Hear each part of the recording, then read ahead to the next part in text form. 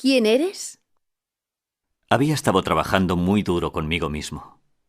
Guiado por mi terapeuta y alentado por mi deseo de descubrirlo todo sobre mi persona, pasaba gran parte de mi tiempo libre meditando sobre los hechos de mi vida, mis sentimientos actuales o pasados, mis recuerdos, y como había aprendido de Jorge ese darse cuenta que cada vez me sorprendía más.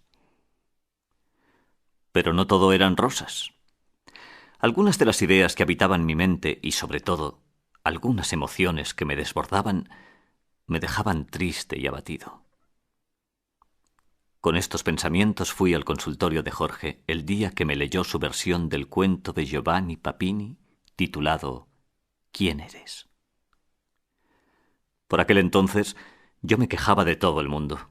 No sabía qué pasaba, pero tenía la sensación de que los demás no eran dignos de confianza. Yo no sabía si era yo quien siempre elegía mal las compañías o si la gente acababa siendo diferente de lo que yo esperaba. El caso es que siempre me sorprendía esperando a alguien que nunca llegaba o cancelando citas en el último momento porque alguien no había previsto no sé qué, o la mayoría de las veces esperando eternamente en lugares donde había quedado con amigos que de ninguna manera estaban dispuestos a llegar a la hora pactada. Y este es el cuento que mi terapeuta me leyó. Aquel día, Sinclair se levantó como siempre a las 7 de la mañana. Como todos los días, arrastró sus pantuflas hasta el baño y después de ducharse se afeitó y se perfumó. Se vistió con ropa a la moda, como era su costumbre, y bajó a la entrada a buscar su correspondencia. Allí se encontró con la primera sorpresa del día. No había cartas. Durante los últimos años, su correspondencia había ido en aumento, y era un factor importante para su contacto con el mundo. Un poco malhumorado por la noticia de la ausencia de noticias, apuró su habitual desayuno de leche y cereales, como recomendaban los médicos, y salió a la calle. Todo estaba igual que siempre. Los vehículos de costumbre transitaban las mismas calles y producían los mismos sonidos en la ciudad, que se quejaba igual que todos los días. Al cruzar la plaza, casi tropezó con el profesor Exer, un viejo conocido con quien solía conversar largas horas sobre inútiles planteamientos metafísicos. Lo saludó con un gesto, pero el profesor pareció no reconocerlo. Lo llamó por su nombre, pero ya se había alejado, y Sinclair pensó que no había llegado a oírle. El día había empezado mal y parecía que empeoraba con amenaza de aburrimiento flotando en su ánimo. Decidió volver a casa, a la lectura, a la investigación, esperar las cartas que con seguridad llegarían aumentadas para compensar las no recibidas antes. Esa noche el hombre no durmió bien. Se despertó muy temprano, bajó y mientras desayunaba comenzó a espiar por la ventana esperando la llegada del cartero. Por fin lo vio doblar la esquina y su corazón dio un salto. Sin embargo, el cartero pasó frente a su casa sin siquiera detenerse.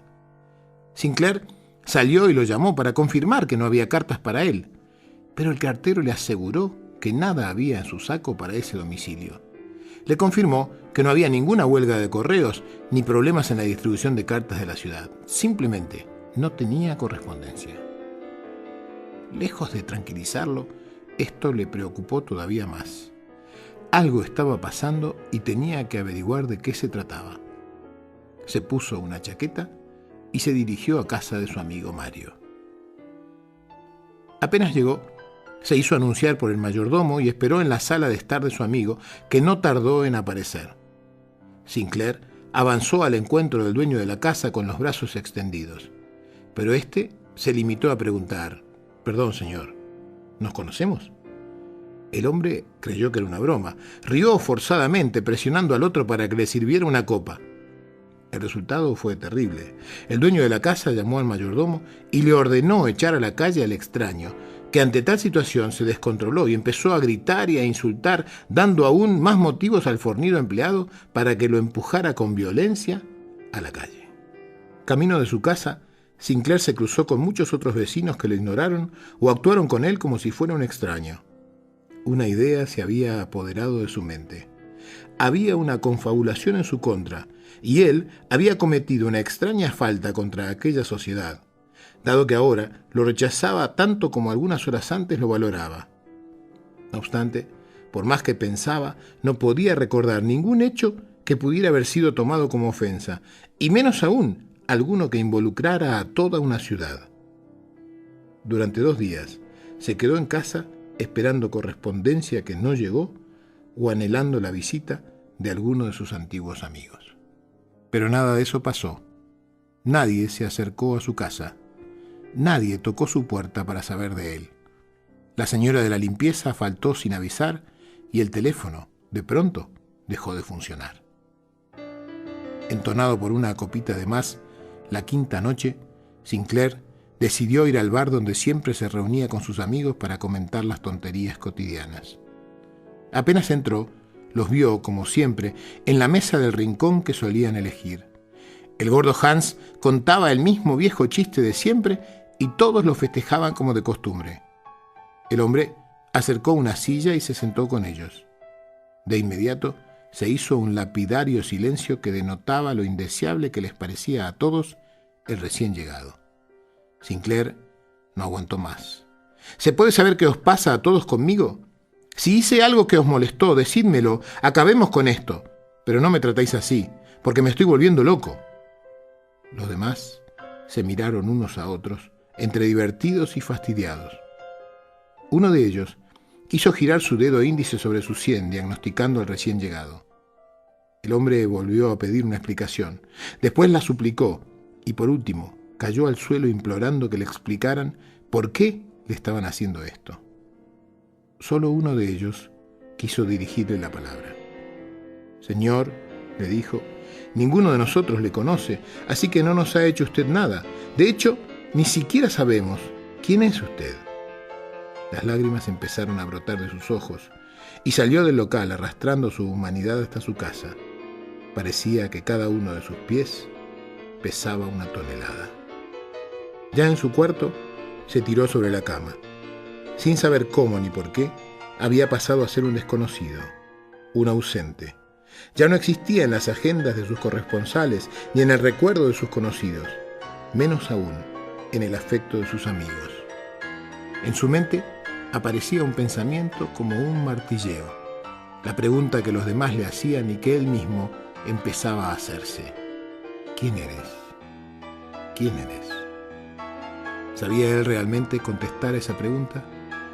Él conocía su nombre, su domicilio, la talla de su camisa, su número de documento de identidad y algunos otros tantos datos que lo definían para los demás.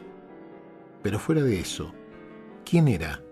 Verdadera, interna y profundamente. Aquellos gustos y actitudes, aquellas inclinaciones e ideas, ¿eran suyos verdaderamente? ¿O eran, como tantas otras cosas, un intento de no defraudar a quienes esperaban que él fuera quien había sido? Algo empezaba a estar claro. Ser un desconocido lo liberaba de tener que ser de una determinada manera. Fuera como fuera, nada cambiaría en la respuesta de los demás hacia él. Por primera vez en muchos días, descubrió algo que lo tranquilizó. Esto lo ponía en una situación que le permitía actuar como quisiera sin tener que buscar la aprobación de nadie. Respiró hondo y sintió el aire como si fuera nuevo entrando en sus pulmones. Se dio cuenta de que la sangre le fluía por las venas, percibió el latido de su corazón y se sorprendió de que por primera vez en mucho tiempo no temblaba. Ahora que por fin sabía que estaba solo, que siempre lo había estado, que solo se tenía a sí mismo, ahora podía reír o llorar, pero por él, no por los demás. Ahora por fin lo sabía, su propia existencia no dependía de los otros. Había descubierto que le había sido necesario estar solo para poder encontrarse consigo mismo. Sinclair se durmió tranquila y profundamente, y tuvo hermosos sueños. Despertó a las 10 de la mañana, descubriendo que un rayo de sol entraba a esa hora por la ventana e iluminaba su cuarto de manera maravillosa. Sin bañarse, bajó las escaleras tarareando una canción que nunca había escuchado y encontró algo debajo de su puerta, una enorme cantidad de cartas dirigidas a él. La señora de la limpieza estaba en la cocina y lo saludó como si nada hubiera pasado. Y por la noche, en el bar, parecía que nadie recordaba aquella extraña noche de locura.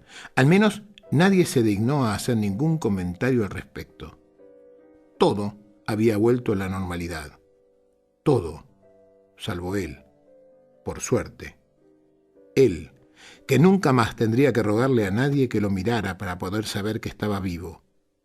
Él, que nunca más tendría que pedirle al exterior que lo definiera.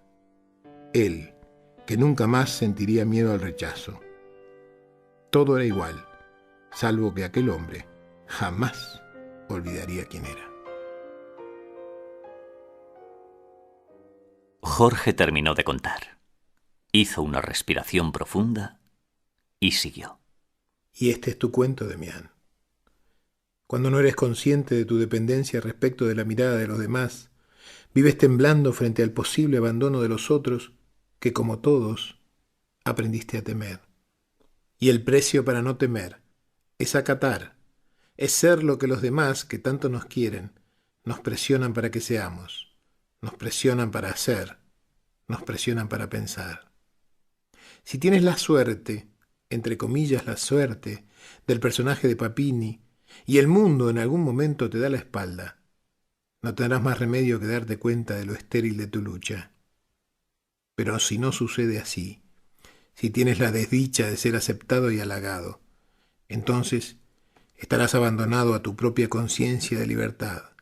Estarás forzado a decidir acatamiento o soledad. Estarás atrapado entre ser lo que debes ser o no ser nada para nadie. Y a partir de entonces podrás ser, pero solo y solo para ti.